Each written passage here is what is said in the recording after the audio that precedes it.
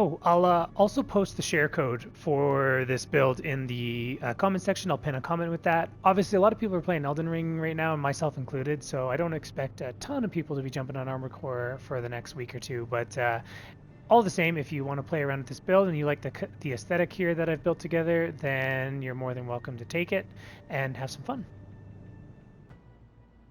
Feel free to check the end of the video if you want to see the build lore and like the reason that each piece is being used here, particularly the unique use of the huxley, not for building impact, but rather for keeping impact from decaying to accumulative, as well as the synergies with shotguns and the laser dagger here, making them both powerful impact build-up weapons more so than normal. Anyways, on to the matches.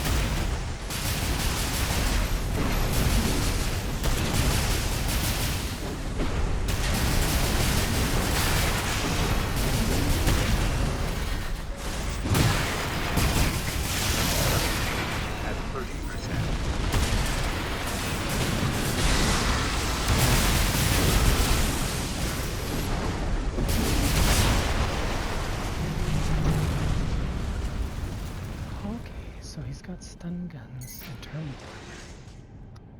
So I need to use terminal armor earlier.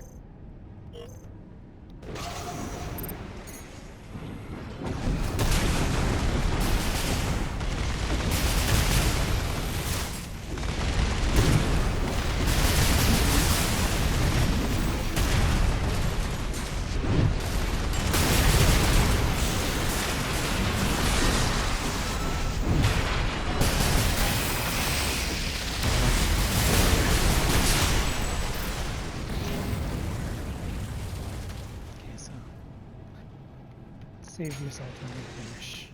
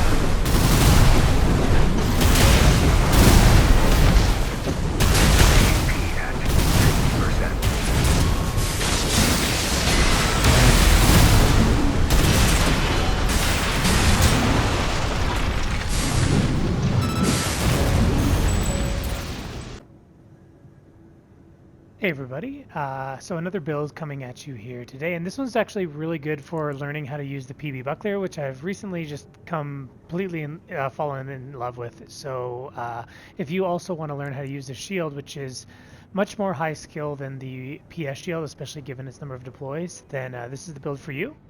This build also takes advantage of, I think, a very underappreciated, or just very uncommonly used feature of the Huxley. It's funny how whenever I try to make builds that are off meta, I end up needing off meta items in order to make them work. But the Huxley is often thought of as a great way to build up impact against opponents, just because of the reliability and not needing to engage it manually. It just is always adding up that impact. But it's also really niche and good for another use, which is maintaining impact and preventing it from decaying down to accumulative impact when you're using non-firing over time weapons, things like shotguns, bazookas, anything that really shoots and then has a long delay before it shoots again. Those weapons typically decay to their accumulative impact before you can follow up, and the Zimmerman is definitely no exception. It decays to almost 50% of its total impact buildup, and so one shotgun tends to not be great for building up impact alone, just because, well, yes, it does a lot of burst impact, it decays to half that, and so you're kind of going up more like increments of 360, 720, and then your last burst basically saves you one extra shot because you get a 2-for-1 basically in there at 600 impact rather than the 300 range. But by running the Huxley with the Zimmerman, we actually allow every shot of the Zimmerman to apply and keep 620 impact. Another really great synergy on this build is the laser weapons, which tend to have great impact but terrible accumulative impact. So now the dagger, every time we do a single slash, or even better a double slash, which is usually worth it when you're going to risk a lunge using the Alula boosters on a non-mini stunning melee weapon, we can actually apply 620 burst impact, and it's not going to decay down. So if you do a Zimmerman shot and then use the laser dagger twice, you're getting 1200 impact.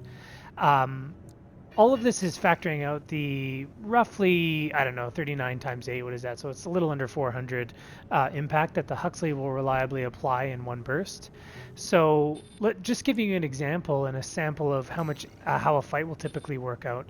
I'll usually activate the Huxley just at a range of them, but close as I can without running into the risk of getting rushed down before it's deployed. I'll apply the Huxley and then rush in and fire a Zimmerman shot. There's a 2-second window. I can fire another Zimmerman shot, and then the Huxley will be shooting this entire time, usually adding about 300 impact, meaning that I can get very close to 1500 burst impact in just the time it takes me to fire 2 Zimmerman shots, or about a little more than 2 seconds. All of this is not including if I need to last minute apply the dagger just to finish off. Let's say I fell just a little short of staggering somebody. You can use the dagger to finish off that bar, or very close to. Ideally, you don't want to do that. If you can, stagger with a Zimmerman or a kick, just because it lets you do your full triple dagger punish.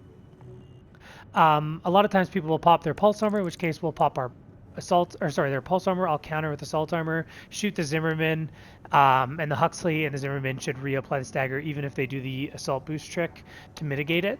If they do an assault armor, we actually have an even better option, which is to block with the parry buckler here, the VP61PB, completely negating it. They'll be basically one shot from stagger, so either the Huxley will do it outright, or the we can just shoot the Zimmerman, then go right back into a dagger punish off the top and get the full punish again. Now, you do got to be careful not to get overly greedy on your first punish. I like to do the laser dagger stab a little bit slowed down, just so that if I need to pop the shield, I can do so. Another thing to keep in mind is that when the Huxley is overheated, you do need to fall back, and so it's really the mark of excellence in this build to mitigate the Huxley's overheating by disabling it as soon as it's close to and backing off, knowing when to back off, and then also working around the PB Buckler's heat deploy stat, which is not as good as the PS shield. You're only going to get 2 deploys and then a third deploy if you wait a little bit. But the trick here is to try to alternate both dodging attacks and using the PB Buckler to trade into things that are very undodgeable, like lasers, in order to get a free trade with the Zimmerman. And to leverage both of those, both to get your energy back, like let's say you're getting close to running out of energy, knowing to try to make room when your shields overheat where you can rest on the ground. They're going to try to go for a nuke, in which case it's fine because you're going to be ready to block with the PB Buckler while your full battery comes back.